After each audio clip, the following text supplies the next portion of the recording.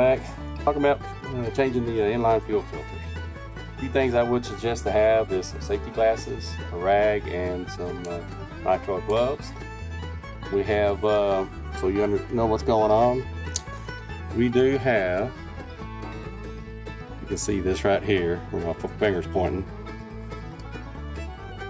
It's low pressure, and then we have a high pressure, and then we have one relief valve, and then the recommended relief valve for relieving the high pressure before changing the inline fuel filters.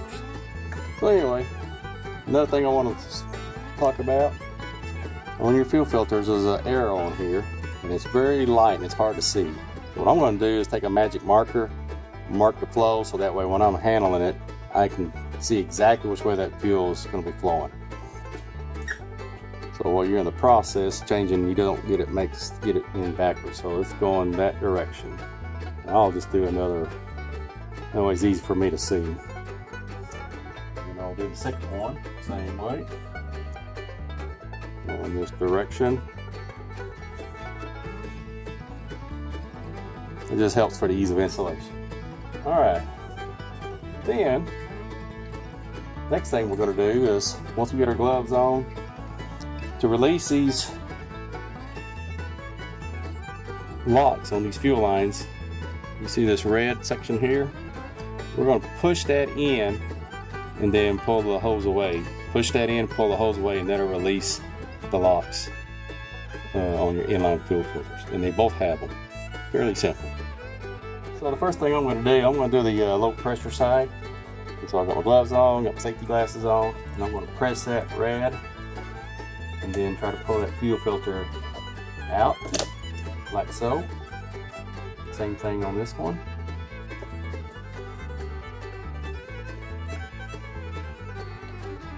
And pull out. Alright. Then going back in, I'm going to make sure that fuel is flowing this way, coming from the tank and up to the engine. What I'm going to do, I'm going to go ahead and just pop this one in here on the bottom, and you hear it click. And then same thing with this one, click right in. Alright, so that's the low pressure. So now for the high pressure one,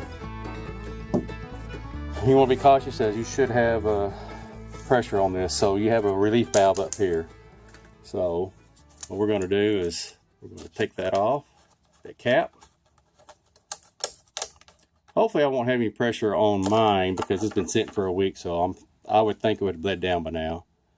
And then what we're going to do is I'm going to put a rag over it.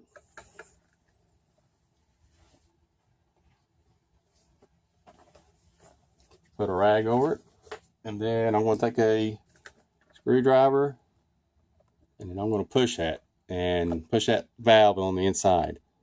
And nothing came out. So that tells me it's no pressure on there. But if you've been running your engine, you just come off the lake, I guarantee you're going to have pressure on this line.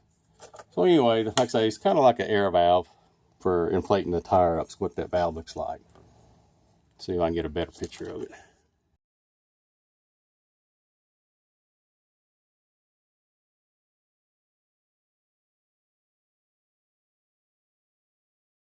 Alright, so now it's time to change out the high pressure side. We'll push that in and pull that out. And we should be able to do this by finger. There we go.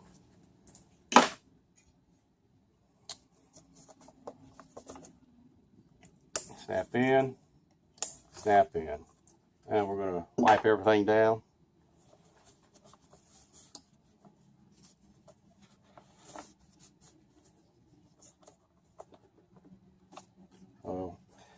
Pretty simple changing the inline fuel filter. Main thing is just make sure you don't have no pressure on the high pressure side. And then at a later date, I'm probably going to change out the water separator. 2012 didn't come with one, but I added one just because of the ethanol gas that we ended up buying in order to run our outboards. But anyway, hope this helps. Tips and tricks. Like, share, and subscribe. And in the meantime, I'm going to take this out and run everything in idle mode for about 5 minutes. Make sure everything looks good, no leaks. And that way when I go to the lake, Are you ready to rock and roll? Anyway, have a blessed day.